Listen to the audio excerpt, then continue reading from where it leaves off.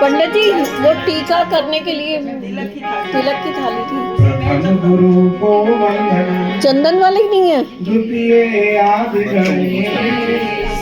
तीन रूप भगवान के ब्रह्मा विष्णु सरस्वती ने स्वर दिया, गुरु ने दीना मात पिता ने जन्म दिया, कर्म लिखे सिंह चढ़े दुर्गा मिले, गरुण चढ़े भगवान, बैल चढ़े शिव जी मिले, करें सदा जय जय श्री राधा रमण नटवर नवन किशोर, जय गोपी चित चोर प्रभु, जय जय मान राधा कर में भी लगी, नख में उलझे केस, मनमोहन सुलझावते धर ललिता,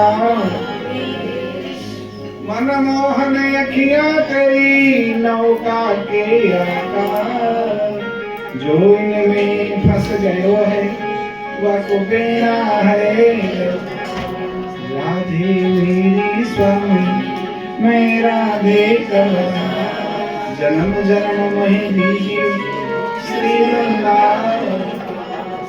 बोली श्री जुगल जोड़ी सरकार भक्त वत्सल भगवान श्री जगन्नाथ जी महाराज, श्री द्वारिकाधीश भगवान, श्री रामेश्वरम धाम, जय बद्री नारायण भगवान की जय, गोवर्धन नाथ की जय, द्वादश ज्योतिर्लिंग भगवान की जय, श्री राजा रामचंद्र भगवान की जय, सुत हनुमान की जय, सब संतन की सब देवन की, भागवत महापुराण की सत्य सनातन धर्म की जय जय श्री राम, जय जय श्री राम, जय जय श्री राधे श्याम।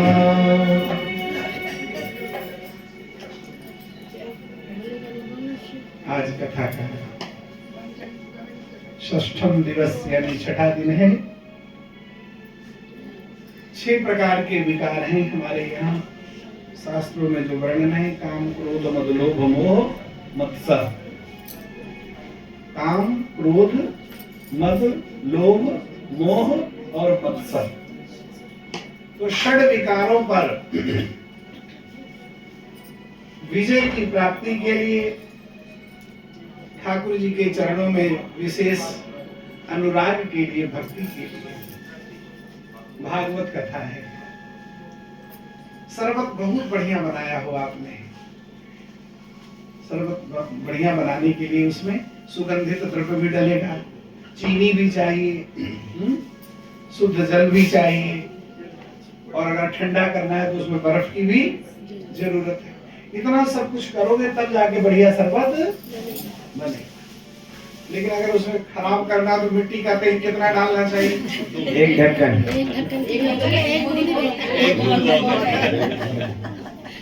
एक छींटा भी, एक बूंद से भी कम, एक छींटा ही लग जाएगा तो बना बनाया सारा शरबत बेकार। भागवत कथा करके सुन के आपने अपने जीवन को बहुत बढ़िया बनाया, गंगा स्नान करके और बढ़िया बना लिया, एकादशी व्रत करके शरबत को और ज्यादा स्वादिष्ट बना दिया, कुंभ स्नान करके इस शरबत को और ज्यादा मीठा बना दिया, है ना? दान करके पुण्य करके आपने जीवन को और ज्यादा अनमोल और आनंदमय बना दिया। लेकिन अगर उसमें थोड़ा सा भी घासलेट की छींटे आ गई, मिट्टी के तेल की छींटे आ गई तो सारा अपना बनाया सब कुछ चौपट हो जाएगा। बाबा तुलसीदास जी कहते हैं कि जब आंधी चलती है ना तो दिए को बड़े संभाल के रखना पड़ता है। 9 झरोखे हैं घर के अंदर, 9 खिड़कियां, ये जो शरीर है ना,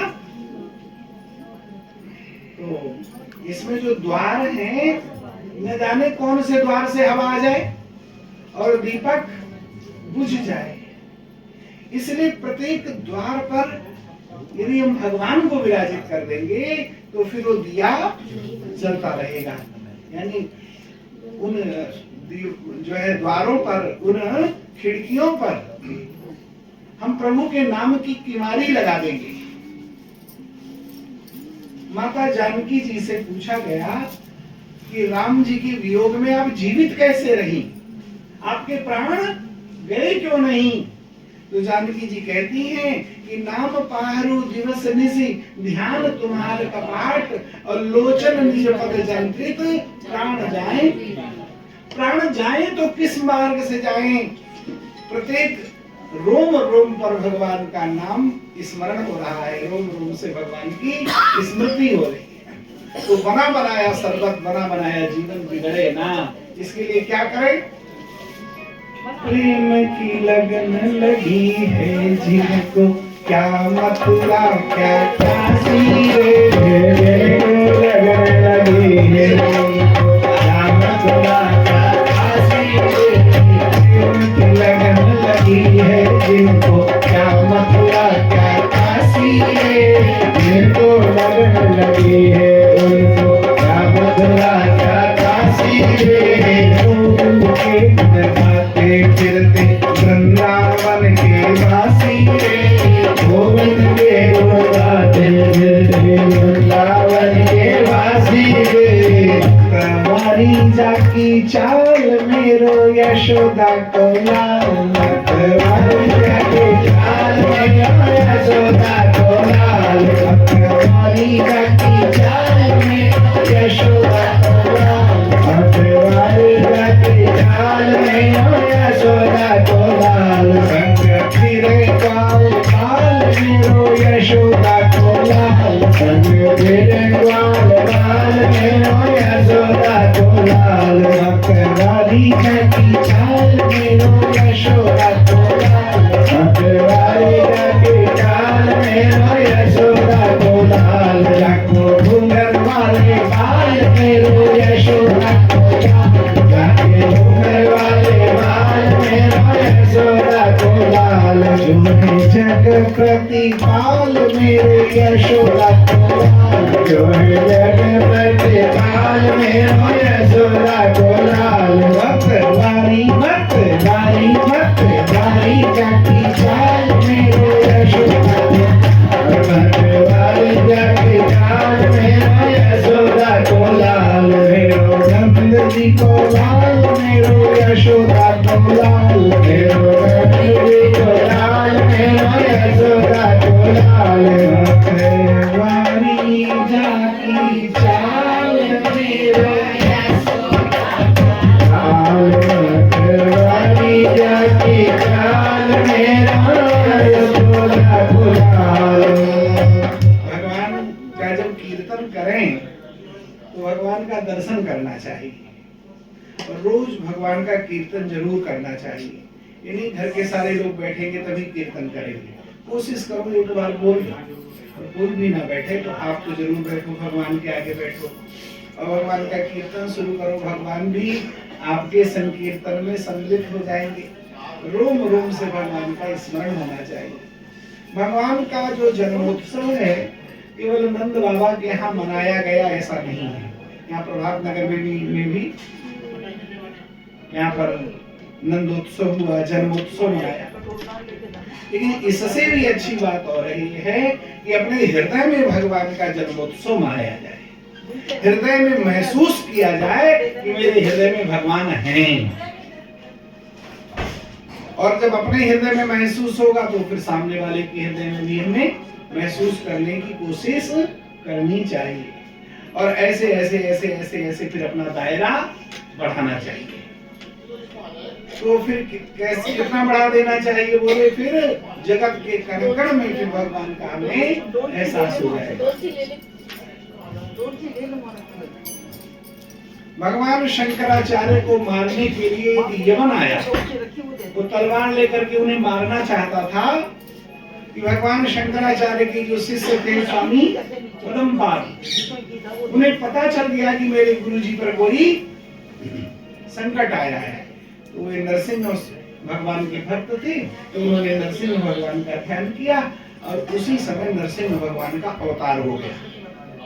अर्थात तो सिंह के रूप में नरसिंह भगवान का जो रूप था ना, आधा नर का आधा सिंह का, सो सिंह रूप में पद्मपाद जी प्रकट हुए और एक ही छलांग में वहां पहुंच गए जहां गुरु जी को मारने के लिए वो तलवार उठाई गई थी। उस तलवार उठाने वाले को चीर फाड़ कर खा गए और फिर अपने असली रूप में आ गए। तो भक्ति की जो शक्ति होती है वो अपार है, उसका वर्णन किया नहीं जा सकता। तो वो शक्ति तब काम आती है जब हम दूसरे के लिए हम काम करते हैं। अपने दुख को दूर करने के लिए जब हम भक्ति का आश्रय लेते हैं तो वो ठीक नहीं है। अपने भक्ति का आश्रय हमें दूसरों का संकट, दूसरों की पीड़ा दूर करने के लिए करना चाहिए। जो पराये काम आता धन्य है जग में वही, और द्रव्य को ही जोड़कर कोई सुयस पाता नहीं। जो पराये काम आता धन्य है जग में वही।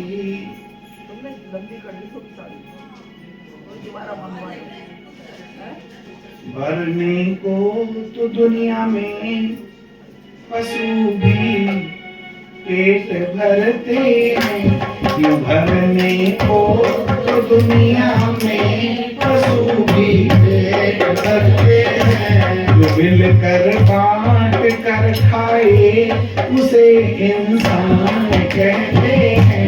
जो मिलकर बांट कर खाए उसे इंसान कहते हैं। तो जो हम वितरण करके खाते हैं, समझ रहे, वो फिर वो महाप्रसाद बन जाता है।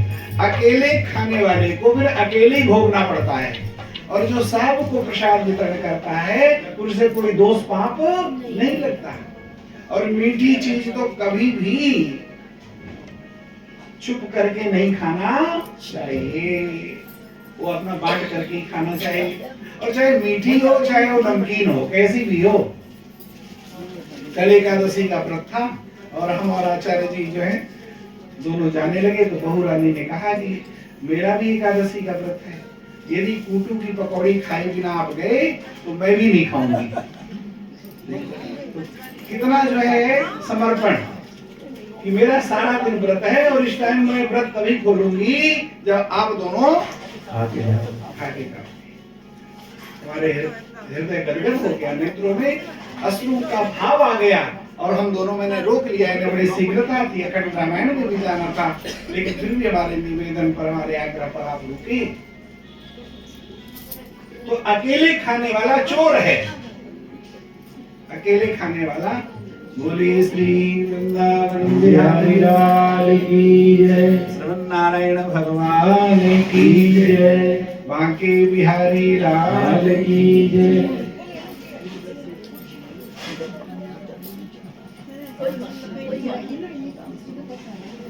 भगवान को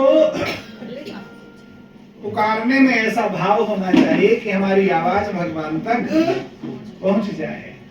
आंखों में असर होगा, घर बैठे बुला लेंगे, तुम रूठे रहो मोहन, हम तुमको मना लेंगे। कई जन्मों से बुला रही हूँ, कभी तो आना जरूर होगा। आप लोगों को तरफ से गाओ में बुला रही हूँ, कभी तो आना जरूर होगा। कई जन्मों से बुला रही हूँ, कभी तो आना जरूर होगा। कई जन्मों से बुला रही हूँ, कभी तो आना जरूर होगा। आपके प्रेम में दम होगा तो भगवान को चाहे कितना भी काम क्यों ना हो, भगवान आएंगे ही। भगवान चाहे कितने बिजी क्यों ना हो, जब आप शादी का कार्ड लेकर के जाते हैं, अनुहार और मनुहार करते हैं, तो उस व्यक्ति को चाहे 4 जगह शादी में जाना हो, चाहे वो हाजिरी लगाने आए, लेकिन वो आशीर्वाद देने जरूर आए। तो आज माता जी आई हैं वैशाली कॉलोनी से, आंख का ऑपरेशन कराया आपने, लेकिन फिर भी मैंने कहा कि आप प्रभात नगर में कथा हो रही, आप आएंगी तो मुझे बड़ी प्रसन्नता होगी। तो जो प्रेम का भाव होता है ना, वो प्राणी को खींच लेता है ना। तो आइए भाव कैसे। कई जन्मों से बुला रही हूँ, कभी तो आना जरूर होगा। कई जन्मों से बुला रही हूँ, कभी तो आना जरूर होगा। नजरों से नजर मिला न पाऊं, मेरी नजर का कसूर होगा। नजरों से नजर मिला न पाऊं, मेरी नजर का कसूर होगा। तुम मेरे माता पिता हो, तुम मेरे बंधु सखा हो, तुम मेरे माता पिता हो, तुम मेरे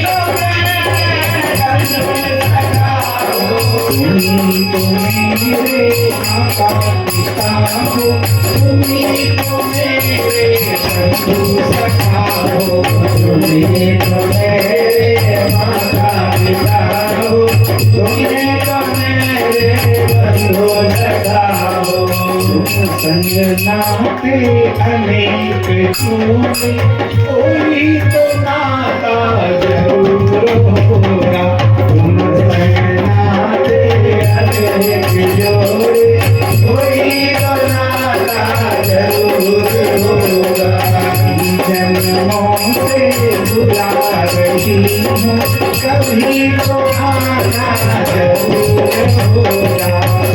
जन्मों से बुला रही हूँ, कभी तो आना जरूर होगा। मधुर मुरलिया मधुर बजाए, मधुर मधुर वो तान सुनाए। मधुर मुरलिया मधुर बजाए, मधुर मधुर वो तान सुनाए। मधुर मुरलिया मधुर बजाए, मधुर मधुर वो तान सुनाए। मधुर मुरलिया मधुर बजाए, मधुर मधुर वो तान सुनाए।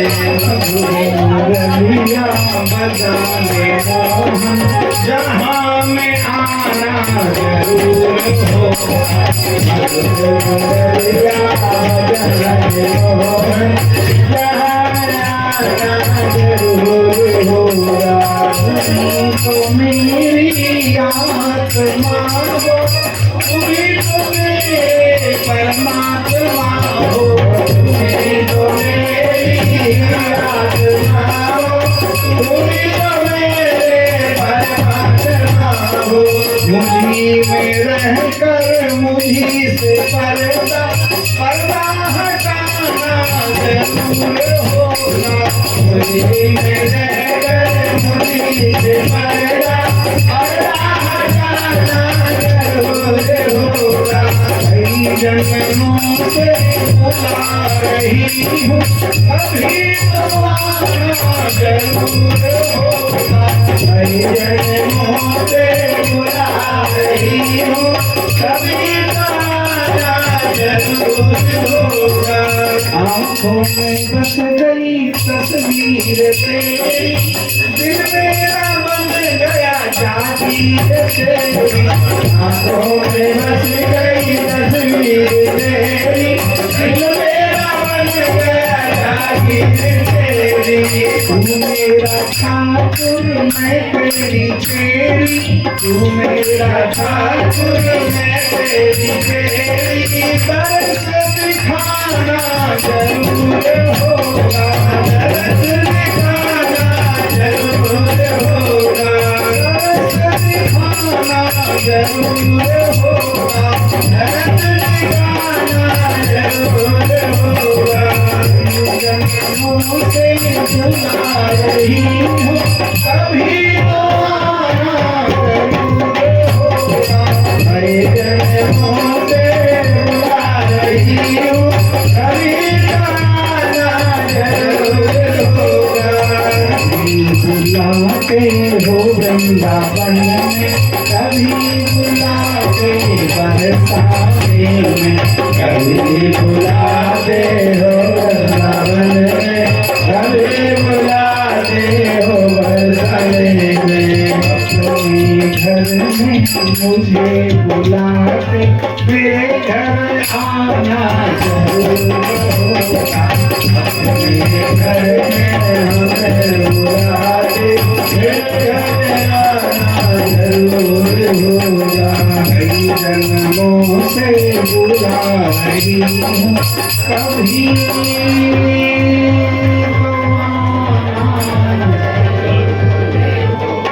नजरों से नजरें मिलाने का मेरी नजर का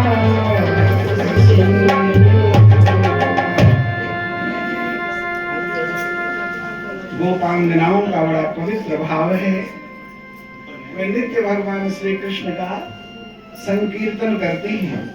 एक गोपी सुबह सुबह यशोदा मैया के घर आई और बोली, मैया मैंने आज सपने में तेरे लाला का दर्शन किया है, और दर्शन करके मैं तो आनंद में मगन हो गई। तूने क्या देखा गोपी? गोपी कहती है, मैं लाला को पालने में झूला झूला रही। दूसरी गोपी आती है, कहती है कि मैंने भी लाला का स्वप्न में दर्शन किया, मैं तो उसे अपने गोद में लेकर के खूब सारा लाड लड़ा रही हूँ, प्यार कर रही हूँ। तीसरी गोपी कहती है कि मैं तो जब भोजन बना रही थी तो मुझे तो ऐसा लगा कोई वो मेरे आसपास ही खेल रहा है, मेरे आसपास घूम रहा है, और मैं उसके ध्यान में ऐसी मग्न हुई कि चारों तरफ टुकुर टुकुर उसको ढूंढने लगी, देखने लगी कि अभी तो इधर था, अब किधर चला गया। उसके ध्यान में ऐसी बावरी हुई मैया, ऐसी बावरी हुई कि चूल्हे में लकड़ियों के साथ साथ मैंने बेलन भी जला दिया। अब रोटी बनाऊं तो कैसे बनाऊं? बेलन ही डाल दिया चूल्हे पे। तो चौथी गोपी बोली कि तूने तो बेलन ही डाला, मेरे साथ क्या हुआ सुन। अच्छा तू भी अपना सुना। अरे मेरे जेठ जी बड़े गुस्से वाले हैं, मैंने मुरब्बा बनाया और मुरब्बा बना करके मैंने उसे छींके पर रख दिया, और जब जेठ जी जीवने के लिए आए, भोजन का समय हुआ, तो फिर मुरब्बा लेकर के मैं छींके पे सेक लिया, मुरब्बे की उतारी और जेठ जी को परोस दिया। उस समय मेरा जो मन था वो कृष्ण में डूबा हुआ था। जेठ जी मुरब्बे की बड़ी तारीफ कर रहे थे। मेरे मन में यही आ रहा था, यदि कन्हैया होता मेरे पास तो मैं उसको मुरब्बा खिलाती। मेरा मन ऐसा कृष्ण में डूबा, ऐसा कृष्ण में डूबा, भैया मैं क्या बताऊं। अरे क्या हुआ है आगे तो बोल। अरे बस मत पूछो क्या हुआ। तो सारी गोपियां नहीं बताओ हुआ क्या। तो बोली कि बस वो जो मुरब्बे की हंडिया दोबारा से वहां टांगनी थी ना छींके पे, मैंने अपने लल्ला को वहां टांग दिया जो मेरी गोद में था। ऐसी में बावली ही ऐसी बहक गई कि हंडिया की जगह अपने बच्चे को छींके पे टांग दिया हो, तो जोर से चिल्लाया, गिरते गिरते बचा। एक गोपी बोली कि मेरे पति तो बड़े गुस्से वाले हैं, बहुत ज्यादा क्रोधी हैं, और मेरी तो कन्हैया ने लाज बचा ली। तो कन्हैया ने लाज कैसे बचाई, तू भी सुना दे। तो गोपी बोली, जब मैं हलवा बना रही थी ना, तो मेरा सारा जो ध्यान था वो श्री कृष्ण में डूबा हुआ था, और कृष्ण में डूबे रहने के कारण ऐसी बावरी हुई कि उसमें मीठे की बजाय और ऐसे ही भगवान को भोग लगा दिया, और मुझे ध्यान ही नहीं रहा कि मैंने नमक डाला है। और भोग लगाने के बाद उसे मैंने अपने पति को परोस भी दिया, और पति देव ने इतनी तारीफ की कि इतना बढ़िया स्वादिष्ट कि आज तक मैंने कभी खाया नहीं। लेकिन जब मैंने खाया तो बिल्कुल नमकीन था, किसी काम का नहीं था।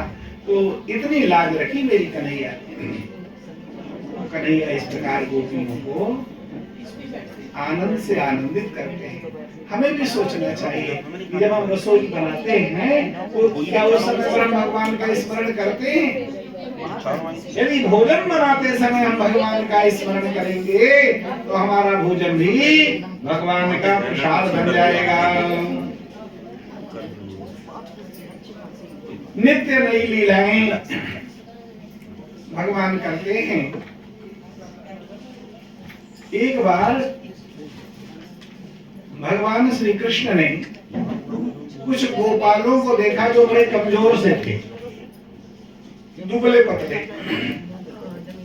तो भगवान ने उसमें से एक को बुलाया, मधुमंगल को, और कहा, मधुमंगल तू इतना कमजोर क्यों है, दुबला पतला क्यों है? तेरी माँ तुझे माखन मिश्री नहीं देती क्या? दूध दही खाने को, घी है, दूध है, दही है, तो ये सब खाने को नहीं मिलता क्या? तो मधुमंगल बोला, मैं बड़े गरीब घर का हूँ, तुम्हारी तरह मालदार नहीं हूँ। तुम्हारी यशोदा मैया तो तुम्हें बहुत सारे 56 प्रकार के भोजन कराती है, तो हमारे यहाँ इतना कुछ थोड़ी है। तो हमारे यहाँ जो माखन और घी होता भी है तो कंस के यहाँ चला जाता है, क्योंकि कंस का ऑर्डर था कि जितना भी ब्रजमंडल में माखन होगा वो सब टैक्स के रूप में सब मथुरा भेज दिया जाएगा। वो तो थोड़ा बहुत ही गोपियां बचा पाती थी, बाकी जो है सब कंस के जो सेवक थे वो ले जाते थे। तो मधुमंगल ने कहा कि हमारे पास जो है माखन नहीं है जो हम खा के तुम्हारे जैसे हट्टे कट्टे और तगड़े बन जाए। तो कन्हैया बोले, फिर तो कुछ करना पड़ेगा। क्या करना पड़ेगा? कन्हैया बोले, मैं मेरी ही जिम्मेदारी है, क्योंकि तुम सब मेरे सखा हो, मेरे परम मित्र हो। तो जिन मित्र दुख होए दुखारी, तिन्हीं बिलोकत पातक भारी। जो मित्र के कष्ट से दुखी ना हो, उस मित्र को तो देखने से भी पाप लगता है। इसलिए अब मेरी जिम्मेदारी है, मैं तुम सब लोगों का भरण पोषण करूंगा। बोले, एक दिन खिलाएगा, 2 दिन खिलाएगा, 3 दिन खिलाएगा, रोज रोज खिलाएगा तो तेरी मैया तेरी चमड़ी उधेड़ देगी। कन्हैया बोले, मुझे बावरा समझा है क्या? मैं अपने घर का थोड़ी खिलाऊंगा। बोले, फिर कहां से खिलाएगा? कन्हैया कहते हैं, मैं कमा करके खिलाऊंगा। कहते हैं, मैं कमा करके खिलाऊंगा। तो चोरी करेगा क्या? कन्हैया बोले, हाँ चोरी भी करनी पड़ेगी। तुम लोगों का भला करने के लिए मुझे चोरी भी करनी पड़ेगी। चोरी करना बड़ा बुरा कार्य है, चोरी नहीं करनी चाहिए। लेकिन भगवान कृष्ण की आज्ञा मिल जाए तो चोरी करना भी पुण्य बन जाता है ना? एक भगवान श्री कृष्ण की बड़ी प्यारी स्तुति है जिसे कहते हैं चौराष्टक, है ना? उसमें कवि ने भगवान कृष्ण को चोरों का सरदार कह करके भगवान कृष्ण को बारंबार प्रणाम किया है कि चौराधिपम कृष्ण महम नमामि। चौराधिपम यानी चोरों के अधिपति हे श्री कृष्ण जी, मैं आपको बारंबार प्रणाम करता हूँ। उन्होंने क्या चुराया? बोलो, उन्होंने हमारा हृदय चुराया, साधु हृदय नवनीत चुरायो। संतों का, भक्तों के हृदय जो है वो माखन की तरह है, और भगवान जब कृपा करते हैं तो हमारा दिल चुरा लेते हैं। और जब दिल भगवान चुरा लेते हैं, हृदय को चुरा लेते हैं, तो व्यक्ति को फिर ना तो नींद आती है और ना फिर उससे अन्य कोई कार्य हो पाता है, फिर तो भगवान की मस्ती में ही डूबा रहता है। मेरे उस सांवरे को, मेरे सांवरे को जो सदा ढूंढता है, उसे एक दिन सांवरा ढूंढता है। चोरी करता डोले श्याम मोते सुधान बोले, चोरी करता डोले श्याम मोते सुधान बोले, सुधान बोले श्याम सुधान बोले, सुधान बोले श्याम सुधान बोले, चोरी करता डोले श्याम मोते सुधान बोले, चोरी करता डोले श्याम मोते सुधान बोले। बाल बाल में घर में आवे, बाल बाल में घर में आए, घर की सांकर खोले श्याम मोते सुधान बोले, चोरी करता डोले श्याम मोते सुधान बोले। जब मैं पकड़े याकू भागी, जब मैं पकड़े याकू भागी, जब मैं पकड़े याकू भागी, मेरी भैया पकड़ जट झोले, मेरी भैया पकड़ जट झोले, श्याम मोते सुधान बोले, चोरी करता डोले श्याम मोते सुधान बोले, सुधान बोले श्याम सुधान बोले, सुधान बोले श्याम सुधान बोले, चोरी करता डोले श्याम मोते सुधान बोले। नारायण नट खट नंदन, नारायण नट खट नंदन, कहा जाने प्रीत को बोले, कहा जाने प्रीत को बोले, श्याम मोते सुधान बोले, चोरी करता डोले श्याम मोते सुधान बोले। श्री वृंदावन बिहारी लाल की जय, श्री कृष्णचंद्र भगवान की जय। भगवान गोपियों को जैसे परमानंद दे रहे हैं, ऐसे भगवान प्रत्येक भक्त पर अपनी कृपा कर सकते हैं, बस समर्पण होना चाहिए। एक नई नई गोपी गोकुल में आई, इसका नाम है प्रभावती। प्रभावती को लगता है कि आज तक कोई रंगे हाथों कृष्ण को पकड़ नहीं सका है, क्योंकि श्री कृष्ण गोपियों के घर में माखन की चोरी करते हैं। तो प्रभावती को अपने ऊपर बड़ा घमंड है कि मैं कृष्ण को पकड़ लूंगी। अब आप सोचो, हम सब चाहते हैं भगवान को पकड़ना, तो यदि प्रभावती भी चाह रही है तो कौन सी बुरी बात है। सभी चाहते हैं भगवान हमारी पकड़ में आ जाए। तो साधना करोगे, कथा सुनोगे, मंत्र का जप करोगे, तो भगवान पकड़ में आ जाएंगे, ये पक्की बात है। लेकिन पकड़ में आने के बाद वो रुकेंगे क्या या छुड़ाकर भाग जाएंगे? तो आए हुए परमात्मा कहीं भाग ना जाएं, इस बात का भी हमें ध्यान रखना है। बच्चा सब कुछ याद तो कर लेता है, लेकिन एग्जाम के टाइम पर क्या वो चीज उसके पास टिकी रहे या भाग गई? तो याद होने से तभी काम चलेगा कि वो चीज स्थिर रहे। कथा में जो आपको आनंद आ रहा है, ये आनंद हमारे इस भीतर स्थिर रहे। योग अभ्यास करने से, प्राणायाम करने से, नाक पकड़ने से, कान पकड़ने से, ये सब भक्ति की योग की अलग अलग क्रियाएं हैं। हो सकता है कि नाक कान पकड़ने से, योग करने से, प्राणायाम करने से मन स्थिर ना होता हो, लेकिन कथा सुनने से मन स्थिर हो जाता है। कथा सुनने से मन स्थिर हो जाता है। तो चाहे मंत्र का जप करके मन स्थिर हो, चाहे प्राणायाम करके मन स्थिर हो, चाहे सत्संग करके मन स्थिर हो, जब तक मन स्थिर नहीं होगा। शिकारी जब बंदर को पकड़ने जाता है तो जानते हो बंदर को कैसे पकड़ता है? जो बंदर को नचाते हैं, बंदर का नाच नचाते हैं ना, वो बंदर को कैसे पकड़ते हैं?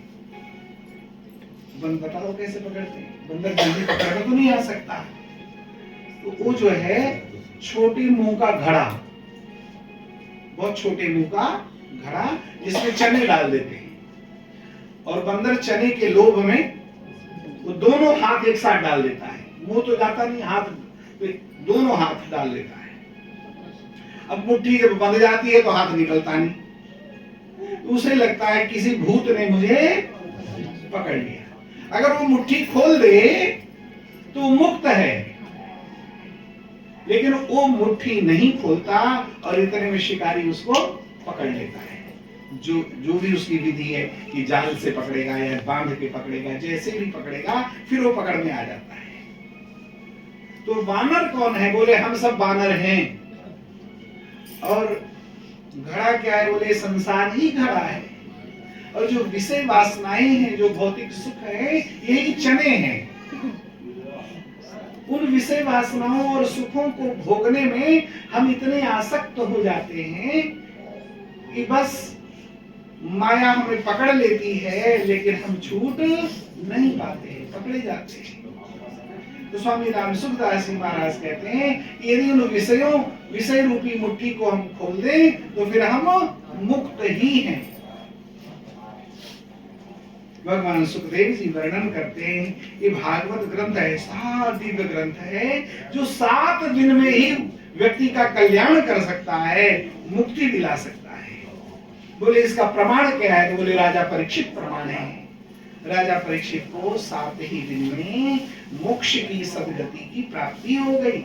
इस कथा को 7 दिन ही कोई अच्छे से सुन ले, और सुनने के बाद जो सुना है उसे जीवन में धारण किए रखे, जो याद किया है उसे अपनी स्मृति में बनाए रखे, तो निश्चित रूप से 7 दिन में ही प्राणी का उद्धार हो जाता है। उसे ज्ञान, भक्ति और वैराग्य तीनों की प्राप्ति हो जाती है, ईश्वर की दया हो जाती है। तो प्रयास करने से भगवान हाथ में तो आ जाएंगे, लेकिन यदि अहंकार आ गया कि मैं ही भगवान को पकड़ सकता हूं और कोई भगवान को पकड़ नहीं सकता, मैं सबसे बड़ा भक्त हूं, मैं सुबह 3 बजे उठ जाता हूं और मंदिर में जाके जोर जोर से घंटे बजाता हूं कि अड़ोसी पड़ोसियों को भी पता चल जाए कि मैं ही घंटा बजा रहा हूं। मंदिर में जाते हुए घंटा बजाना चाहिए, है ना, लेकिन एक इस तरह से जिसमें से अच्छा स्वर निकले। ये नहीं कि घंटा उठा करके ले जाना है। आप किसी के घर जाते हैं तो घंटी पहले बजाते हैं, अब कितनी देर तक, ये थोड़ी इतनी देर तक बजा करके रखेंगे, है ना, कि वो दौड़ा हुआ चिल्लाता हुआ है कि कौन आ गया। इसी तरह से भगवान के यहाँ जाएं तो घंटा तो जरूर बजाएं, लेकिन बहुत से लोग लौटते समय घंटा बजाते हैं। अब आप किसी के घर से चलेंगे तो घंटा बजाएंगे क्या? घंटी बजाएंगे। तो जब पहुंचो तभी हाजिरी लगानी है, तभी घंटा बजाना चाहिए। और यदि घंटा कई बार वहां बांध देते हैं जैसे हाथी ना पहुंचे, तो ताली बजा सकते हैं आप 2-3 बार कि मैं भगवान आपके द्वार पर आया हुआ और मैं आप भीतर आने का आज्ञा चाहता हूँ, मैं प्रवेश की आज्ञा चाहता हूँ। बिना भगवान की आज्ञा के, बिना घंटा बजाए, बिना ताली बजाए हमें वहां पर नहीं जाना चाहिए। और किसी भी मंदिर में जाएं तो सबसे पहले मंदिर के शिखर को प्रणाम करना चाहिए, मंदिर की जो चोटी है उसको प्रणाम करना चाहिए। और यदि वहां परिक्रमा का स्थान हो तो भगवान की परिक्रमा भी करनी चाहिए। अलग अलग देवताओं की अलग अलग परिक्रमा का विधान है। शिव जी की आधी परिक्रमा होती है, दुर्गा माँ की 3 होती है, सूर्य की 7 होती है, विष्णु भगवान की 4 होती है। तो जो विष्णु जी की 4 तो राम जी की भी 4, भगवान जो है कृष्ण की भी 4, क्योंकि वो तो नारायण ही हो गए ना। तो जब इन लोगों की 4 है तो हनुमान जी की भी आप 4 परिक्रमा, क्योंकि हनुमान जी उनके परम है ना भक्त हैं, इसलिए हनुमान जी की भी 4 परिक्रमा। कोई 11 परिक्रमा करे, 108 परिक्रमा करे तो कोई दोष नहीं है। तो इस प्रकार से अलग अलग।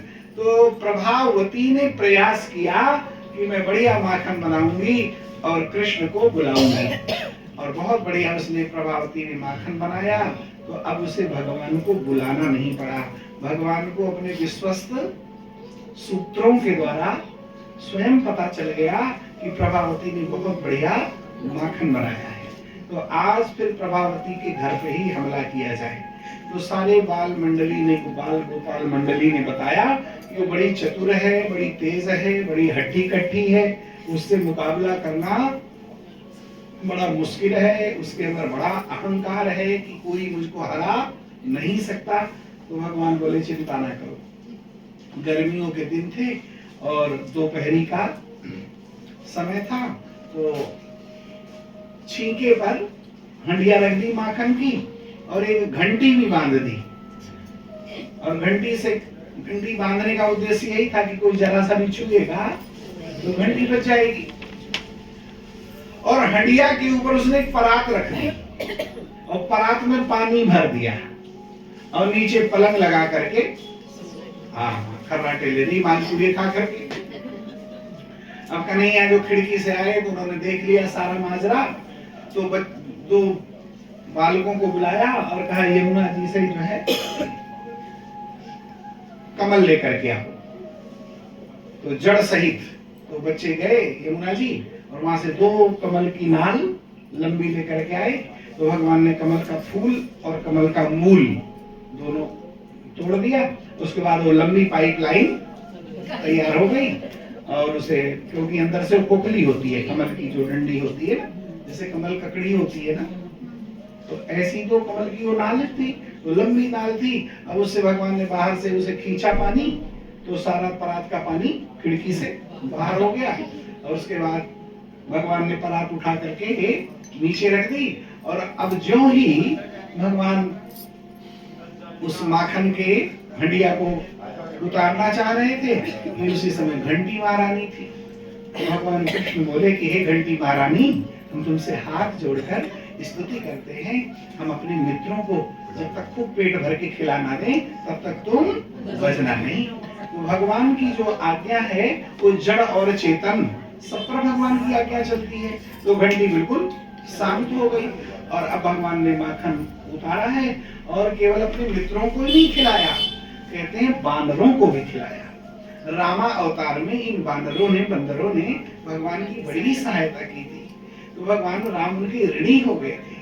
रामा अवतार में भगवान बानर और भालुओं के ऋणी थे और कृष्णा अवतार में भगवान गोपियों के, गोप बालकों के ऋणी हो गए।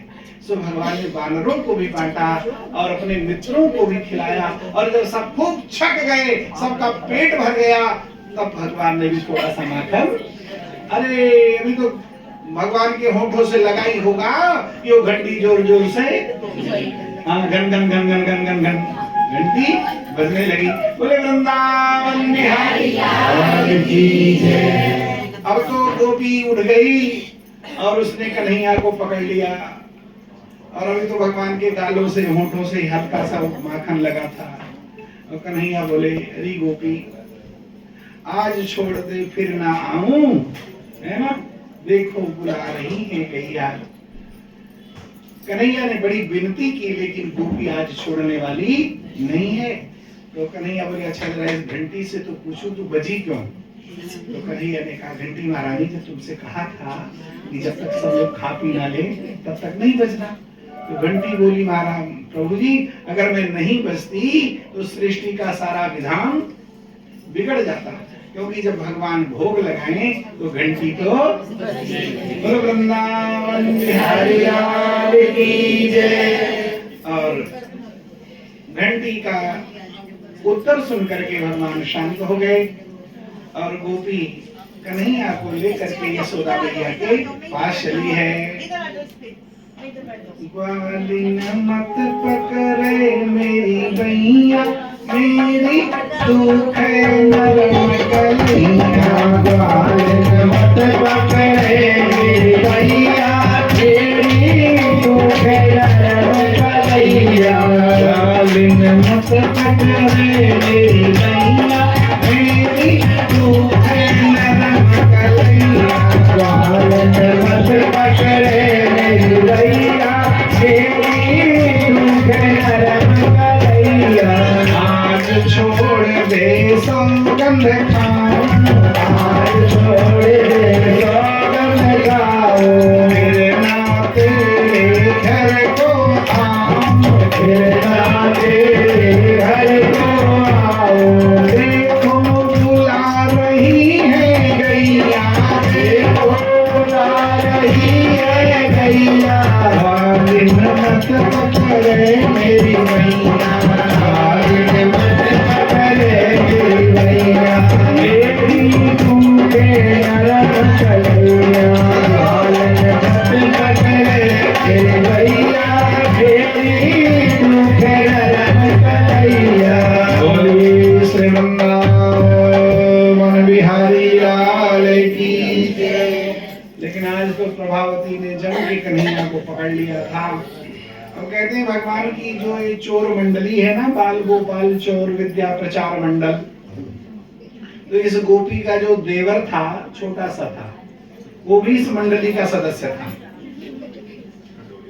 तो आगे से कोई बुजुर्ग आ रहे थे, गोपी ने लंबा घूंघट किया और कन्हैया बोले कि मेरी कलाई में दर्द हो रहा है, कलाई बदल ले, सीधे हाथ की छोड़ के उल्टे हाथ की पकड़ ले। और जो ही कन्हैया अपनी कलाई दूसरी पकड़ा रहे थे तो उसके देवर की कलाई पकड़ा दी और उसे पता ही नहीं चला, लंबा घूंघट कर रखा। और भगवान भागते हुए यशोदा मैया के पास पहुंचे। अरे मैया, ओ मैया, ओ मैया, एक गोपी बड़े गुस्से में आ रही है और जबकि मैं तुम्हारे पास बैठा हूं, देख लो, अब मेरी कोई जिम्मेदारी नहीं है। यशोदा मैया बोली ठीक है, तू मेरे पास बैठा है, देखती हूँ कौन है। और इतने में प्रभावती गई और जोर जोर से अरे ओ यशोदा, अरे ओ यशोदा रानी, अरे ओ यशोदा बाहर निकलो। तुम कहती हो ना कि मेरे छोरी को कोई रंगे हाथों पकड़ेगा तब मैं सजा दूंगी। आज तुम्हारे छोरे को मैंने रंगे हाथ पकड़ा है। यशोदा मैया दौड़ी हुई आई और बोली अरे अली देख तो सही, तेरे हाथों में कौन है? और देखा तो उसका अपना ही छोटा सा देवर, मानो घड़ों पानी उसके सिर पर पड़ गया। पछताने लगी कि लगता है कि रास्ते में ही कोई गड़बड़ हुई है, लेके तो मैं कृष्ण को ही चली थी। इतने में भगवान कृष्ण यशोदा मैया के पीछे से आगे आ गए और अंगूठा, और गोपी सोचने लगी कि मैंने प्रयास करके पकड़ तो लिया था लेकिन मेरे हाथ से बच्चू छूट गए। तो प्रयास करने से परमात्मा पकड़ में तो आ जाते हैं, लेकिन यदि अहंकार आ जाएगा तो भगवान हाथ छुड़ाकर चले जाएंगे। यह गुण साधन से नहीं हुई, तुम्हारी कृपा पाओ कोई कोई। तो मैंने बताया भी था कथा में, यदि फूल चढ़ाने से भगवान प्रसन्न हो तो केवल माली भगवान को प्रसन्न कर ले, फल से प्रसन्न हो तो फल बेचने वाला प्रसन्न। तो भगवान भाव से और प्रेम से ही भगवान प्रसन्न होते हैं। तो इस प्रकार से प्रभावती की लीला सुनाई है। एक दिन भगवान श्री कृष्ण ने मिट्टी खाई है। अब जब मिट्टी खाई ठाकुर जी ने तो जा करके यशोदा मैया से दाऊ जी ने शिकायत की है कि लाला ने मिट्टी खाई है। यशोदा मैया ने कन्हैया का कान पकड़ लिया, क्यों रे तूने मिट्टी खाई? कन्हैया कहते नहीं माँ मैंने मिट्टी नहीं खाई। तो क्या भगवान झूठ बोल रहे हैं? ना हम भक्षिताम तो अम्ब, हे अम्ब मैंने मिट्टी नहीं खाई। जैसे तुलसी जी साधारण पौधा नहीं है, गंगा जी साधारण जल नहीं है, ऐसे ही ब्रज रज जो है वो साधारण मिट्टी नहीं है। तो ब्रज रज तो अमृत के जैसी है, वो मिट्टी के जैसी नहीं है। कहते हैं द्वारिकापुरी के धूल की महिमा नहीं है, श्री जगन्नाथपुरी की मिट्टी की महिमा नहीं है, रामेश्वरम की मिट्टी की महिमा नहीं है, श्री बद्रीनाथ की मिट्टी की महिमा नहीं है, लेकिन ब्रज भूमि की महिमा है। क्योंकि वहां पर भगवान नंगे पांव गैया चराते थे, वहां पर ठाकुर जी के चरणों की रज है। तो जो रज श्री वृंदावन में है वो रज द्वारिकापुरी में भी नहीं, क्योंकि द्वारिकापुरी में तो राजा थे ना, तो जूते पहनते थे, और यहाँ पर ग्वाले के रूप में थे, गोकुल में वृंदावन में सो भगवान के चरणों की रज। तो ब्रज की रज है परम पवित्र, ब्रज की रज, जब भी आप जाएं वहां से रज जरूर लाया करें। तो ब्रज की रज है परम पवित्र, बांस यहाँ राधा रानी को। ब्रज की रज है परम पवित्र, बांस यहाँ राधा रानी को। ब्रज की रज है परम पवित्र, बांस यहाँ राधा रानी को। ब्रज की रज है परम पवित्र, बांस यहाँ राधा रानी को। राधा रानी को, बांस यहाँ श्यामा प्यारी को। राधा रानी को, बांस यहाँ श्यामा प्यारी को। ब्रज की रज है परम पवित्र, बांस यहाँ राधा रानी को। ब्रज की रज है परम पवित्र, बांस यहाँ राधा रानी को। बोले श्री राम बिहारी लाल की जय। भगवान सुखदेव जी वर्णन करते हैं कि गोपियां भगवान कृष्ण का नाम उन्होंने माखन चोर रख दिया। क्या नाम रख दिया? माखन चोर रख दिया। तो भगवान श्री कृष्ण का नाम अब किसी के बच्चे को चोर कह करके बुलाया जाए, उस माँ पर क्या गुजरेगी, उस परिवार पर क्या गुजरेगी। यशोदा मैया को बड़ी पीड़ा हुई। यशोदा मैया सोचती है घर में जो माखन है वो नौकर चाकर बनाते हैं, इसलिए नौकरों के हाथ का माखन मेरे लाला को पसंद, और वो बाहर जाकर चोरियां करता है, इसलिए मैं अब अपने हाथ से माखन निकालूंगी। और परम सुंदरी श्री यशोदा मैया रेशमी घाघरा पहन करके, रेशम का जो वस्त्र होता है बड़ा पवित्र माना जाता है, तो उस रेशमी वस्त्र को धारण करके यशोदा मैया और माखन को मंथन कर रही है, दधी का मंथन कर रही है। तो दधी मंथन के समय कभी दाहिना हाथ आगे, कभी बायां हाथ आगे, पूरा शरीर माँ का हिल रहा है। कृष्ण भगवान के लिए माखन निकाला जा रहा है, तो उनका तन, उनका मन, उनके नेत्र, उनका हृदय, उनका रोम रोम आज भगवान श्री कृष्ण में समाया हुआ है। अपने घर के लोगों के लिए हम बड़ी रसोई बनाते हैं, लेकिन कभी भगवान के नाम पर केवल भगवान के लिए ही रसोई बनाई जाए तो उसका प्रेम, उसका आनंद, उनकी कृपा वो अलग ही होगी। यशोदा मैया आज कन्हैया के लिए माखन निकाल रही हैं।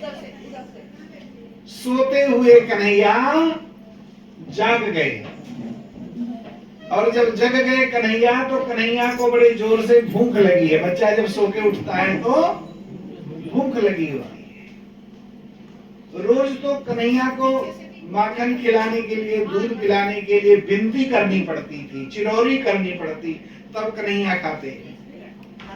लेकिन आज स्वयं भगवान आए और पीछे से गलबहियां करके मैया को पकड़ लिया। माँ, मुझे भूख लगी है, मुझे खाने को दे। यशोदा माँ सोचती है कि बस अब थोड़ा सा ही काम शेष रह गया है। सो यशोदा मैया कन्हैया को दूर बैठाती हैं, और उसी समय पर भगवान श्री कृष्ण ने लीला की है कि जो दूध चूल्हे पर रखा था वो उबलने लगा है, वो दूध बाहर बहने लगा। यशोदा मैया काम छोड़ करके दौड़ी दौड़ी गई और उस दूध को चूल्हे से उतार लिया है।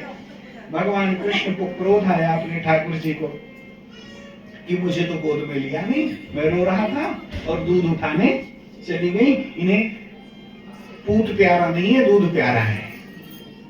तो भगवान ने क्रोधित होकर के एक जो बट्टा होता है ना, सिर के ऊपर लोढ़ा बोलते हैं बट्टा, उसे उठाया है और भगवान ने बड़े जोर से जो मटकी थी जिसको मैया मंथन कर रही थी माखन का, उस पर जोर से दे मारा और मिट्टी की मटकी वो फूट गई और पूरे आंगन में दही दही दही, माखन माखन, गोरस गोरस सब फैल गया। अब जो है इतने में बहुत सारे बंदर आ गए और बहुत सारे भगवान कृष्ण के मित्रगण आ गए और उन्होंने कहा कन्हैया आज किसके घर को ठिकाना बनाना है? कन्हैया बोले आज तो अपने घर में ही मटकी फोड़ी है।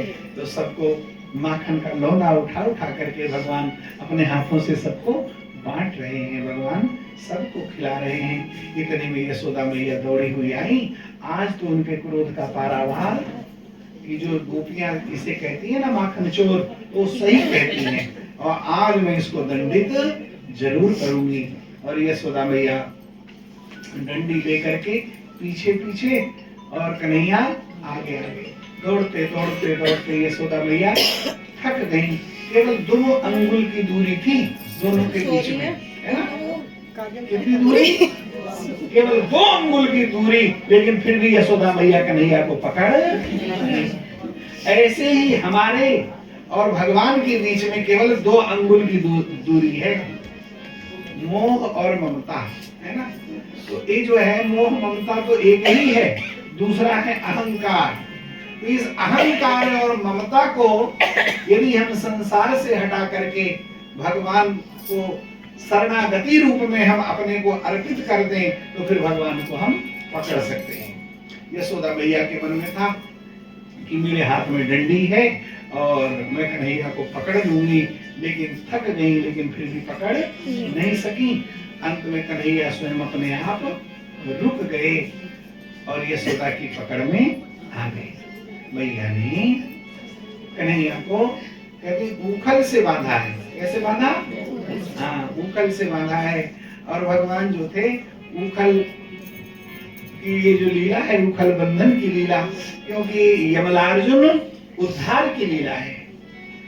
नारद जी के ने शाप दिया था, कुबेर के 2 पुत्र थे, नल कुबेर और मणि ग्रीव। ये नग्न होकर के नदी में स्नान कर रहे थे, तो नारद जी ने कहा जाओ तुम दोनों वृक्ष बन जाओ, पेड़ बन जाओ। उन्होंने नारद जी से कहा हमारा उद्धार कैसे होगा? तो नारद जी ने कहा कि जब यशोदा मैया ऊखल से कन्हैया को बांधेंगी और वे ऊखल लेकर के आएंगे, दोनों वृक्षों के बीच में फंसा देंगे, ऐसे समय पर तुम दोनों का उद्धार होगा। उन 2 वृक्ष कौन है? यमलार्जुन, नल कुबेर और मणिग्रीव। तो नल कुबेर और मणिग्रीव ये वृक्ष रूपी बंधन में बंधे हैं। तो वृक्ष रूपी बंधन से मुक्त करने के लिए स्वयं भगवान बंधन में बंधेंगे। यह है भगवान की करुणा और भगवान की कृपा। जीव के ऊपर जब भगवान कृपा करते हैं तो जीव को खोलने के लिए, जीव को मुक्ति देने के लिए भगवान स्वयं बंधन स्वीकार कर लेते हैं। नहीं तो मृत्यु लोक में भगवान को आने की जरूरत क्या है? यहाँ पर इस मृत्यु लोक में भगवान को क्यों आना? कभी राम बन के आए, कभी कृष्ण बन के आए, क्यों आए? केवल हम लोगों को ज्ञान देने के लिए आए, हम लोगों पर कृपा करने के लिए आए कि हम जैसा बता रहे हैं ऐसा जीवन जियो। राम जी ने जो किया है वो हम सब कर सकते हैं, कृष्ण ने जो किया वो हम नहीं कर सकते, लेकिन कृष्ण ने जो कहा है गीता में उसे हम कर सकते हैं। भगवान कृष्ण ने तो गोवर्धन पर्वत को उठा लिया, हम लोग गोवर्धन नहीं उठा सकते। उन्होंने तो कालिया नाग के ऊपर नृत्य किया है, ये कार्य हम नहीं कर सकते। तो भगवान श्री कृष्ण की जो लीलाएं हैं, उन्होंने जन्म लेते ही पूतना का जहर पी लिया। हम लोग जहर को नहीं पचा सकते, लेकिन जो कृष्ण करते हैं वो हम नहीं कर सकते, लेकिन कृष्ण जो कहते हैं वो हम कर सकते हैं। कभी राम बन के कभी श्याम बन के चले आना प्रभु जी चले आना। कभी राम बन के कभी श्याम बन के चले आना प्रभु जी चले आना। कभी राम बन के कभी श्याम बन के चले आना प्रभु जी चले आना।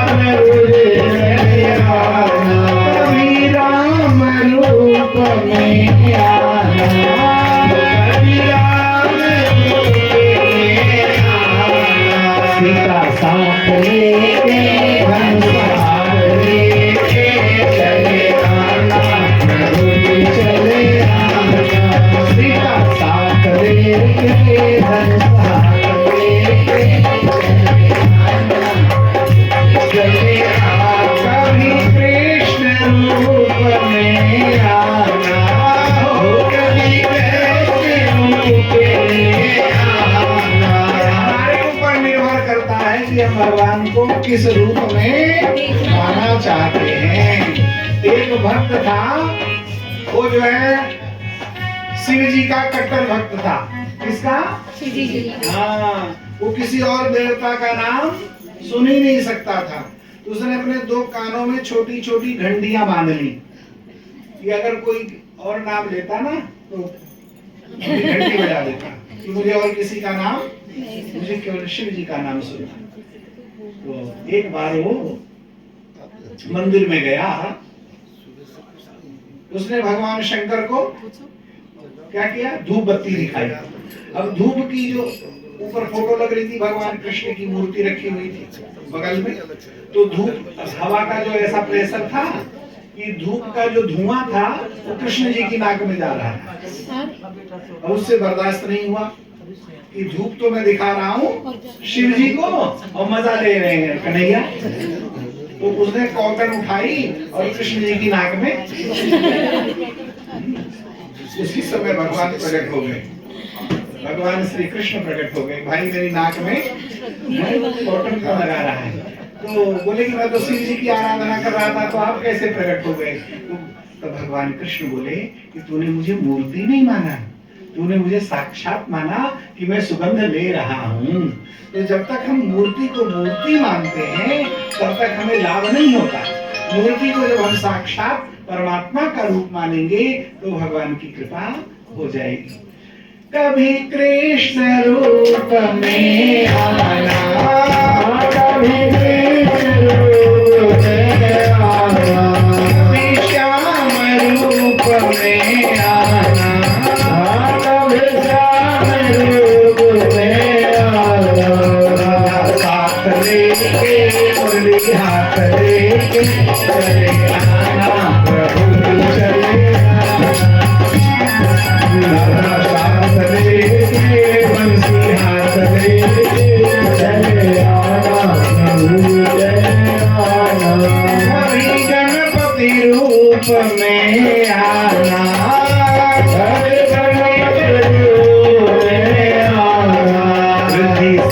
लेके सिद्धि साथ लेके चले आना प्रभु जी चले आना। लड्डू हाथ लेके सिद्धि साथ लेके चले आना प्रभु जी चले आना।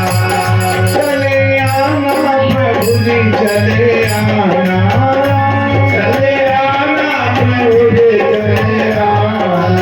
कभी राम बन के कभी श्याम बन के चले आना प्रभु जी चले आना। कभी राम बन के कभी राम बन के चले आना प्रभु जी चले आना। इस वृंदावन बिहारी लाल की जय। ऐसे जय बोल रहे हैं कि आज भी एकादशी है। अब तो व्रत सबका खुल गया है ना। जोर से बोलो जय। ठीक है, बोलो वृंदावन बिहारी लाल की जय। भक्तवत्सल भगवान की जय। भागवत महापुराण की जय। जीना है उसका भला जो इंसान के लिए जिए, मरना है उसका भला जो केवल अपने लिए जिए।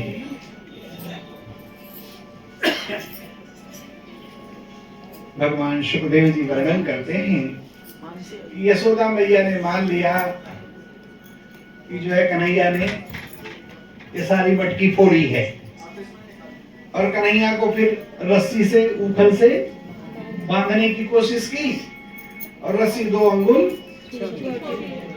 अंत में जब बहुत देर हो गई माँ को परेशान देख करके फिर भगवान जानबूझकर बंध गए। यानी हम भगवान को बांध नहीं सकते। भगवान जब बंधना चाहेंगे तभी हम। यशोदा मैया ने बांधा। यशोदा मैया के बंधन को कृष्ण कभी भूले नहीं। उस बंधन को उन्होंने हमेशा याद रखा। बचपन की जो शरारतें होती हैं, बचपन के जो क्रियाकलाप होते हैं, कई बार स्मृति में इतने जटिल हो जाते हैं व्यक्ति कभी भी भूलता। कन्हैया को उखल से बांध दिया गया और उखल को लुढ़काते हुए ले गए कन्हैया। यमलार्जुन के वृक्षों में बीच में फंसाया है। जोर से ठाकुर जी ने खींचा है तो अभी गिरने की आवाज नहीं आई, क्योंकि अभी वृक्ष लटक गए लेकिन गिरे नहीं, क्योंकि उनके अंदर से 2 देवता प्रकट हुए, यक्ष प्रकट हुए। इंद्र कुबेर और मणिग्रीव हैं।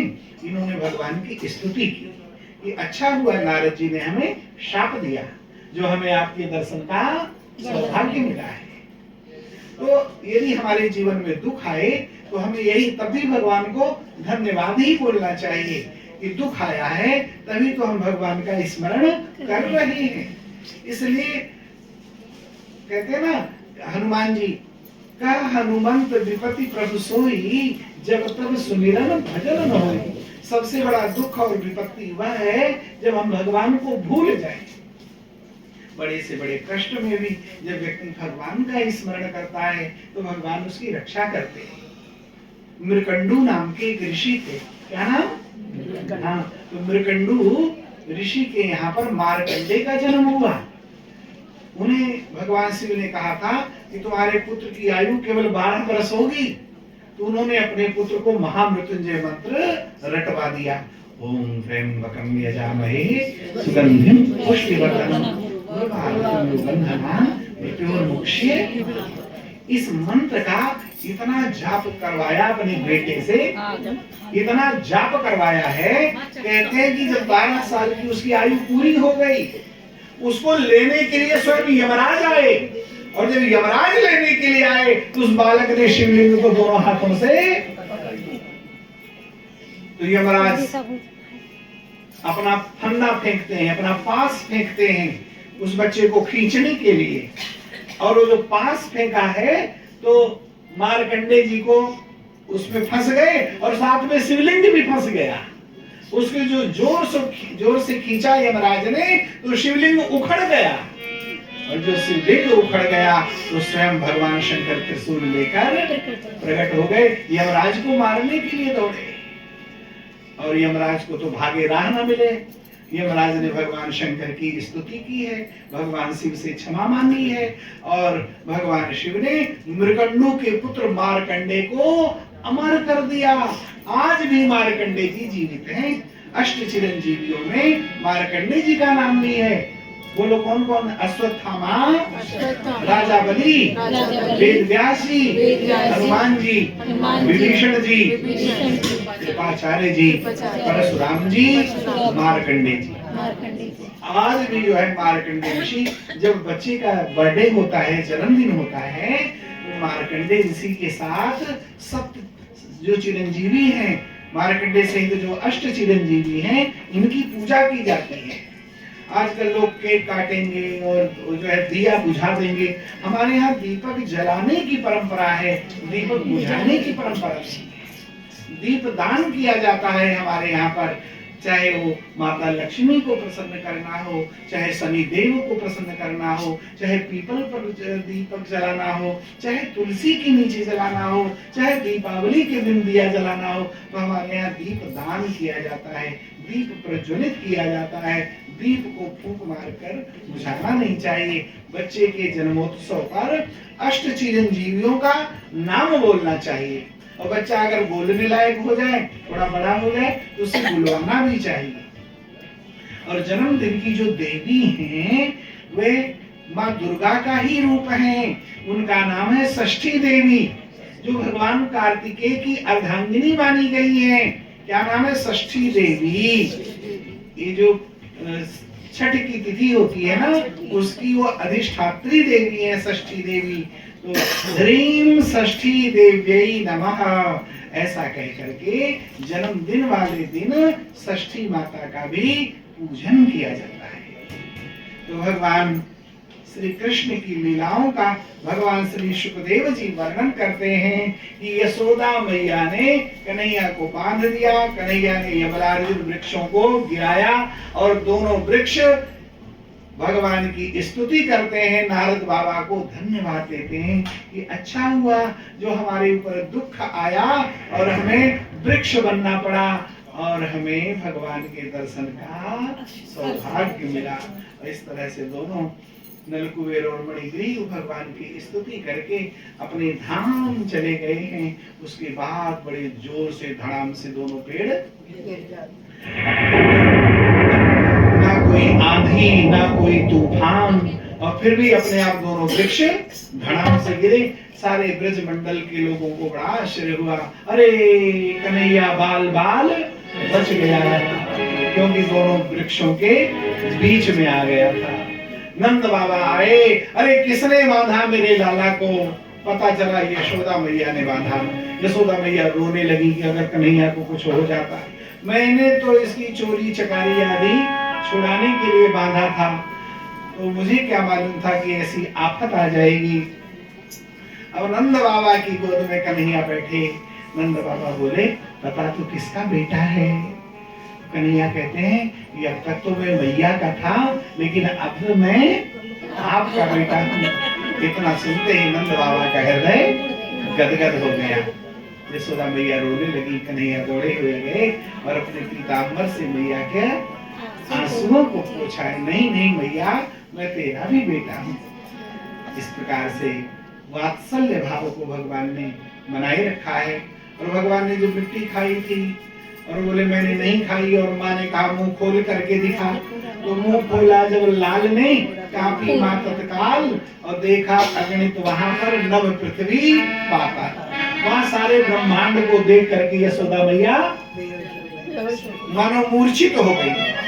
आखिर में कन्हैया फिर से अपने सामान्य रूप में आ गए। यशोदा मैया भोजन बनाते समय कहती हैं, अजी सुनते हो?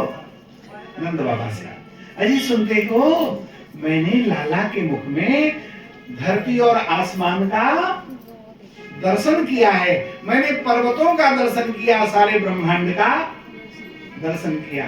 लेकिन नंद बाबा को यकीन नहीं होता कि कहीं ऐसा भी हो सकता है।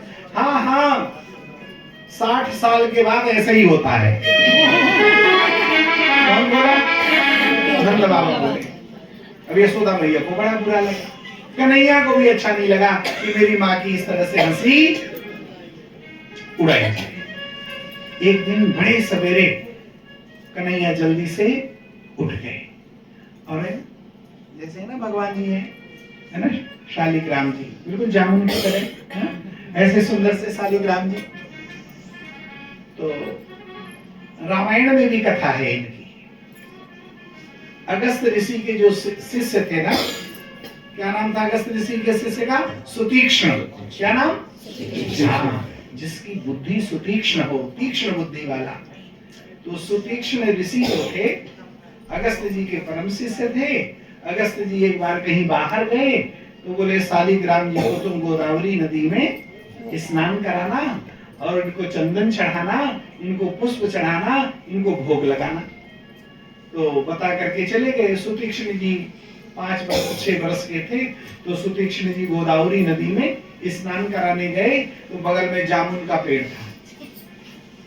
अब जामुन तोड़ने के लिए और कोई चीज तो उनके हाथ में था नहीं, तो उन्होंने शालिग्राम को उठा करके जो जामुन के पेड़ में जोर से फेंका तो बहुत सारी जामुन मोटी मोटी गिरी, लेकिन शालिग्राम जी गोदावरी नदी में गए। और शालिग्राम भगवान गोदावरी नदी में चले गए। तो सुतीक्ष्ण जी को लगा कि अब गुरु जी आएंगे तो बड़ी मार पड़ेगी, इसलिए एक मोटी सी जामुन जो बिल्कुल शालिग्राम जी जैसी थी, हाँ, उसको जो है सिंहासन पर पधराया, उनको चंदन लगाया, उनको तुलसी चढ़ाई, तोदीयम वस्तु गोविंद तुभ्यमेव समर्पये, उनकी प्रार्थना की, उनकी स्तुति की।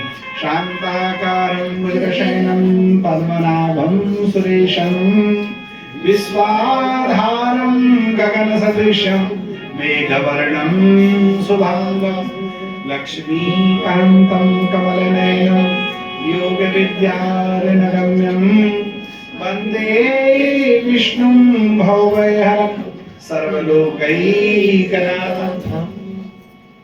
और जब गुरु जी लौट करके आए तो ठाकुर जी बड़े सुंदर लग रहे थे। उन्हें क्या पता ये जामुन वाले ठाकुर हैं। और ठाकुर जी पे बहुत बढ़िया सा चंदन लगा हुआ है, बहुत बढ़िया सी तुलसी दल, बहुत सारे तुलसी पत्र चढ़े हुए हैं। बड़े प्रसन्न हुए कि चेले ने बहुत बढ़िया शालिग्राम भगवान की सेवा की है, उसकी पीठ थपथपाई है, बड़ा आशीर्वाद दिया है। और अगले दिन ब्रह्म मुहूर्त में जब ठाकुर जी को लेकर गोदावरी में गए स्नान कराने गुरु जी, तो गुठली अलग हो गई और छिलका अलग हो गया। अब तो गुरु जी सारा माजरा समझ गए। बड़े जोर से क्रोध आया है और सुतीक्ष्ण के ऊपर तो इतने क्रोधित हुए कि निकल जा मेरे आश्रम से, और जब तक तू मेरे शालिग्राम जी को वापस लेकर नहीं आएगा तब तक तुझे आश्रम में घुसने की आवश्यकता नहीं है।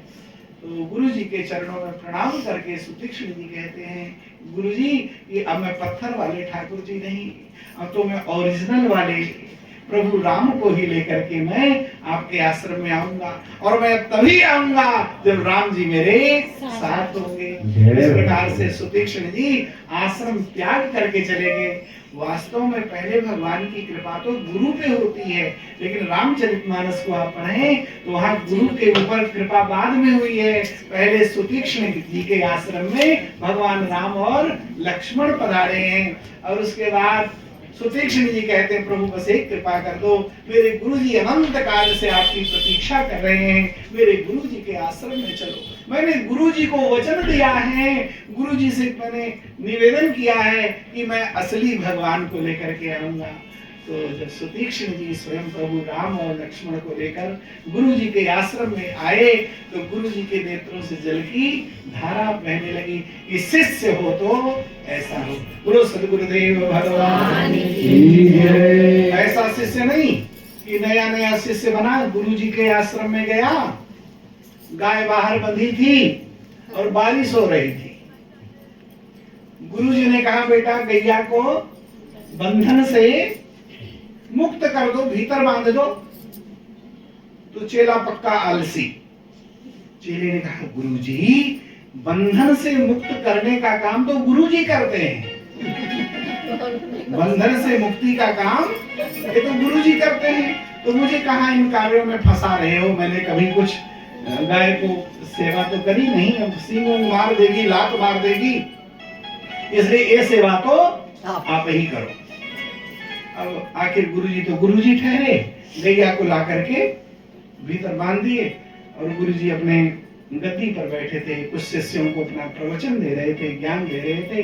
गुरुजी ने कहा, बेटा कई घंटा हो गया, अगर बारिश बंद हो गई हो तो गैया को भीतर मच्छर काट रहे होंगे, मक्खी काट रही होंगी, उसे फिर से बाहर बांध दो अगर वर्षा बंद हो गई हो।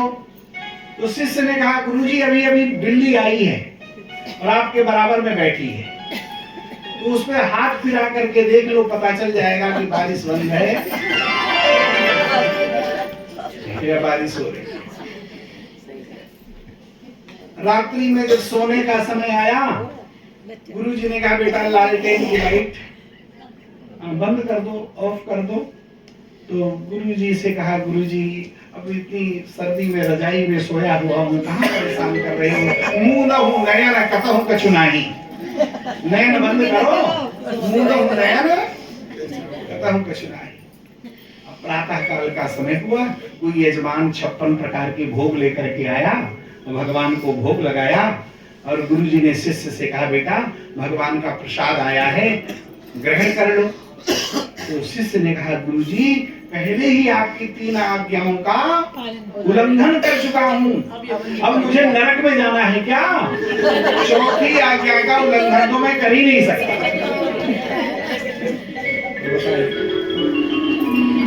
तो गुरु यदि अगस्त के जैसा हो और शिष्य सुतीक्ष्ण के जैसा हो तो निश्चय ही राम जी की कृपा प्राप्त होगी। जिस भजन में राम का नाम न हो, उस भजन को गाना चाहिए। जिस भजन में राम का नाम न हो, उस भजन को गाना चाहिए। जिस भजन में राम का नाम न हो, उस भजन को गाना चाहिए। जिस भजन में राम का नाम न हो, उस भजन को गाना चाहिए। सीता राम राम राम राजा राम राम राम, सीता राम राम राम राजा राम राम, सीता राम राम राम राजा राम राम, सीता राम राम राम सीता राम राम राम।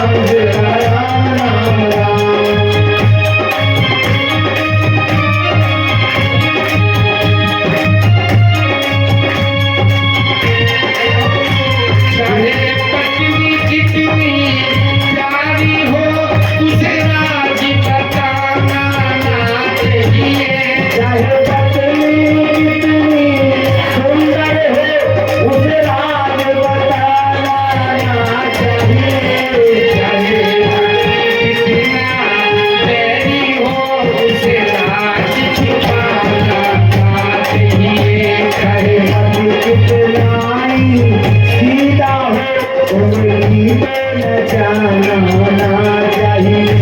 जिस भजन में राम का नाम न हो, उस भजन को गाना ना चाहिए। जिस भजन में राम का नाम न हो, उस भजन को गाना ना चाहिए। जिस माँ ने हमको जन्म दिया, दिल उसका दुखाना ना चाहिए। जिस माँ ने हमको जन्म दिया, दिल उसका दुखाना ना चाहिए। जिस पिता ने हमको पाला है, कभी उसे रुलाना ना चाहिए। जिस पिता ने हमको पाला है, कभी उसे सताना ना चाहिए। चाहे बेटा कितना प्यारा हो, उसे सर पे बिठाना ना चाहिए। चाहे बेटा कितना प्यारा हो, उसे सर पे बिठाना ना चाहिए। चाहे बेटी लाडली हो, घर घर में घुमाना ना चाहिए।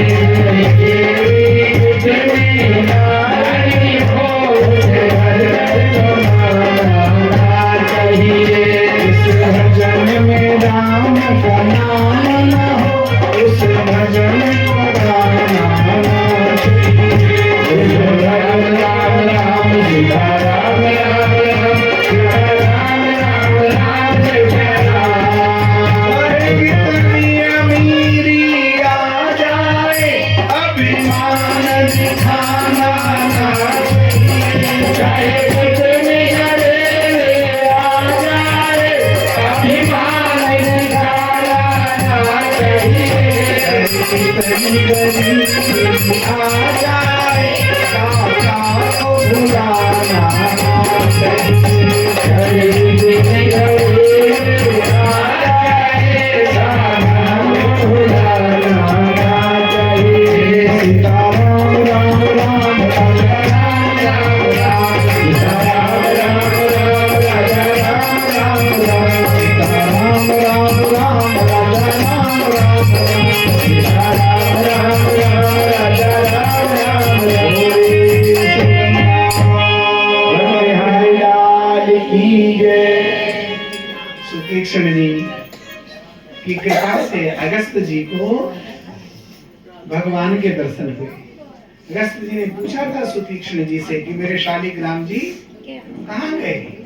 तो कहते हैं गुरु जी, पुनि पुनि चंदन पुनि पुनि पानी, ये रोज उनको नहलाते हो और रोज उनको चंदन लगाते हो।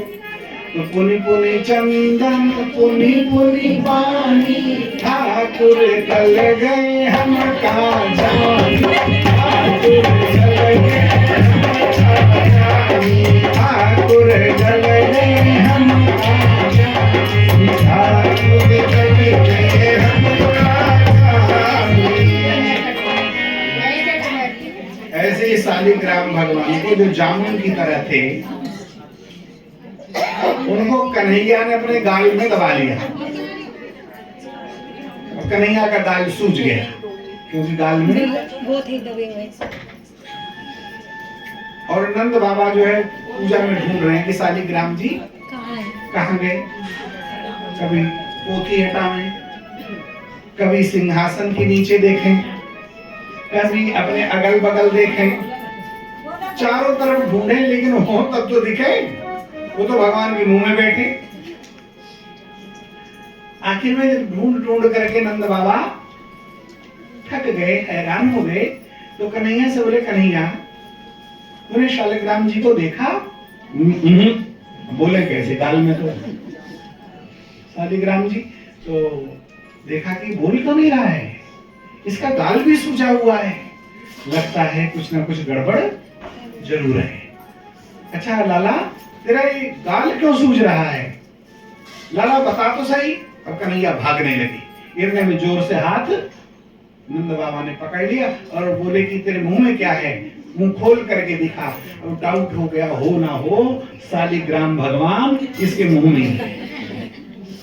अब जोर से डांटा तो हमारे डर के कन्हैया ने अपना मुख, तो जो दर्शन यशोदा माँ को हुए थे वही दर्शन नंद बाबा को है।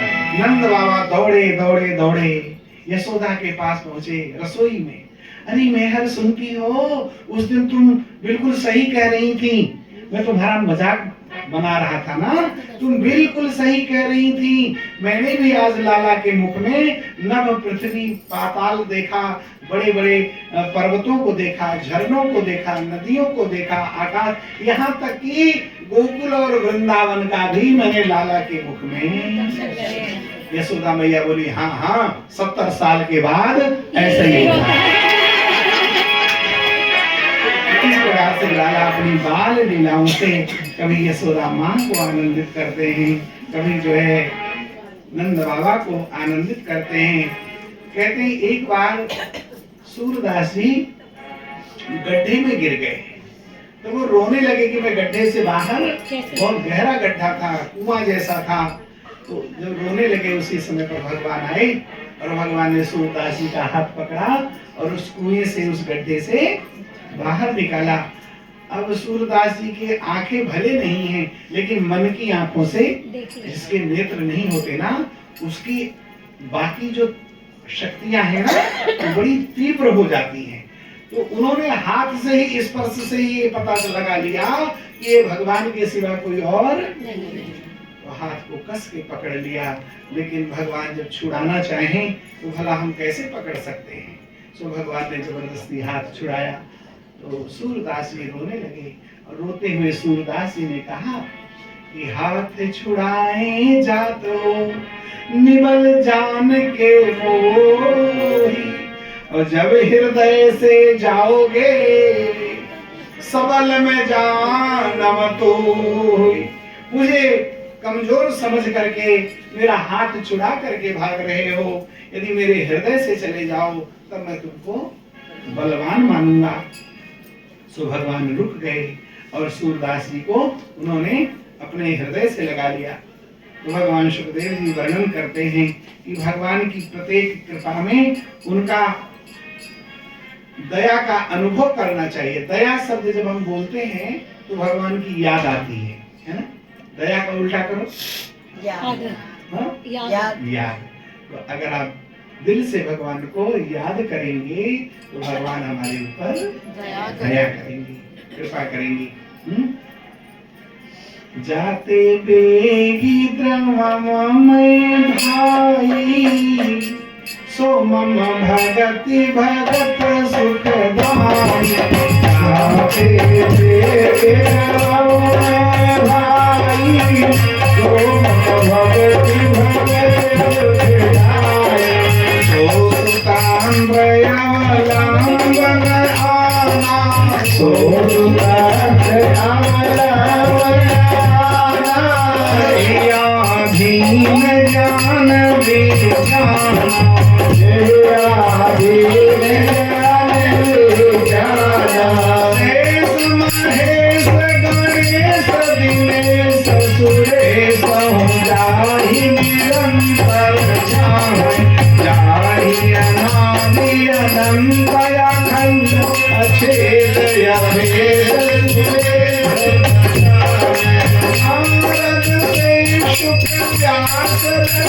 पतिहार तरुण पार आई यही चोभरिया छठिया भर छाछ के नाचन जावे।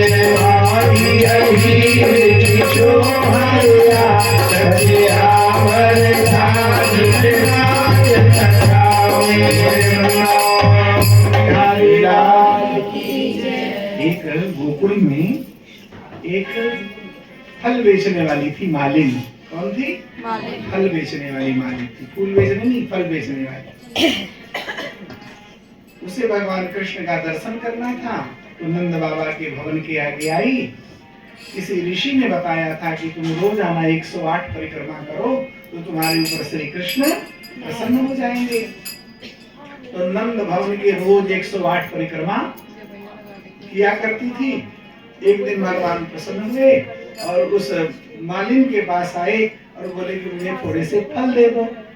तो मालिन बोली फल मैं तब दूंगी जब तुम बदले में मुझे उसका दाम दोगे, मुझे बदले में दाम दो, मुझे कुछ दो। तो भगवान श्री कृष्ण गए भीतर और अपनी अंजलि में, अपनी मुट्ठियों में अनाज लेकर के आए।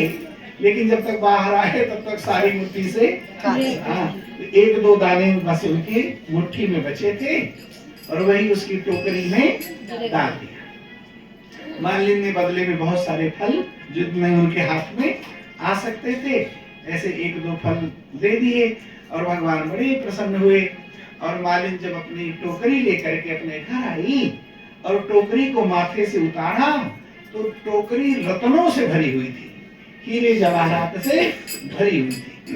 तो मालिन कौन है? बोले जीव की, जो जितने भी जीव हैं हम सब लोग उस मालिन की भांति हैं। तो बोले कि ये फल कौन सा है जो हमने भगवान को दिया? बोले जो हमारे सत्कर्म हैं यही फल है, भगवान को और कोई फल नहीं चाहिए। सत्कर्म रूपी फल भगवान को प्यारे लगते हैं। तो जो सत्कर्म अपने भगवान को अर्पण करता है तो भगवान उसकी टोकरी को ज्ञान रूपी अमृत से भर देते हैं। तो भगवान ने कृपा अमृत, ज्ञाना अमृत रूपी रत्न से उसे माला माल कर दिया, यानी मोक्ष दिया, आनंद दिया।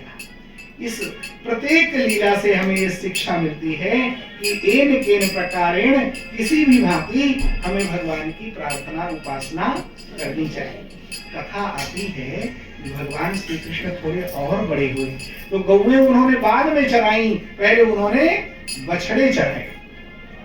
तो भगवान श्री कृष्ण वो जब बछड़े चराने के लिए गए तो उसी समय पर ब्रह्मा जी भगवान की परीक्षा करने के लिए आए और उस समय भगवान अपने मित्रों के साथ भोजन कर रहे थे।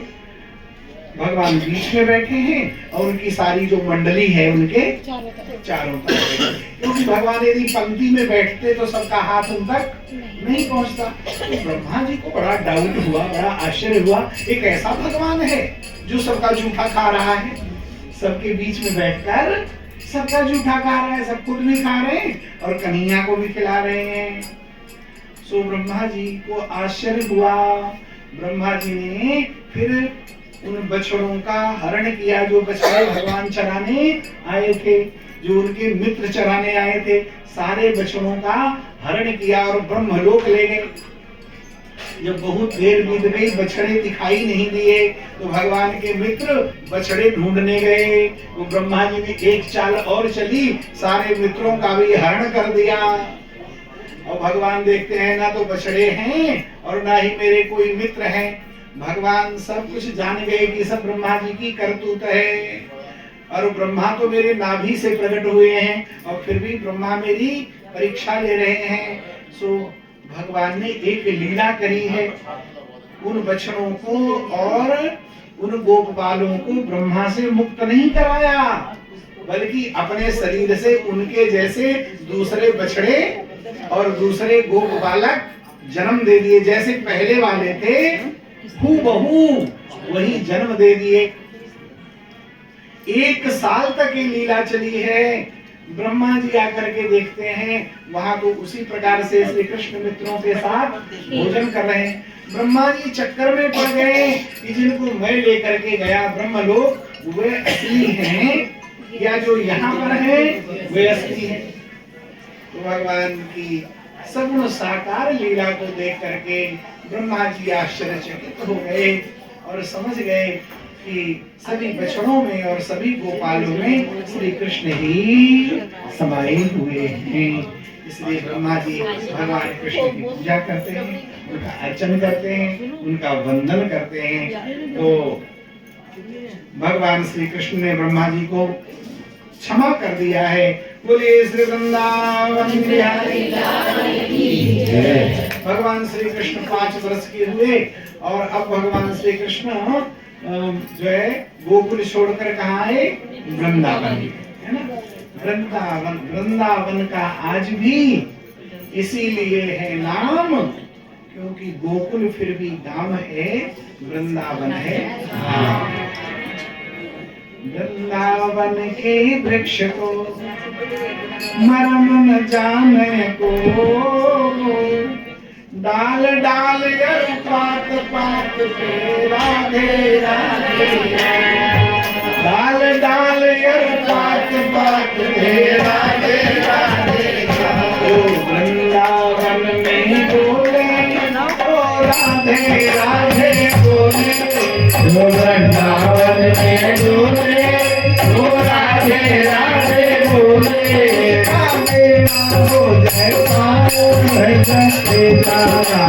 राधे हो जय राधे राधे राधे राधे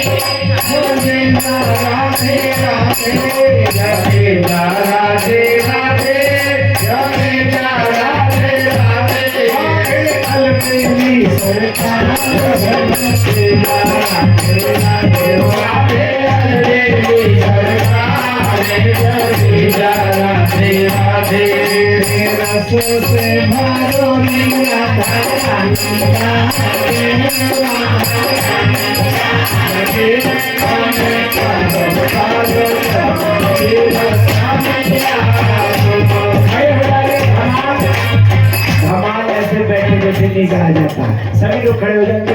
मीठे रस से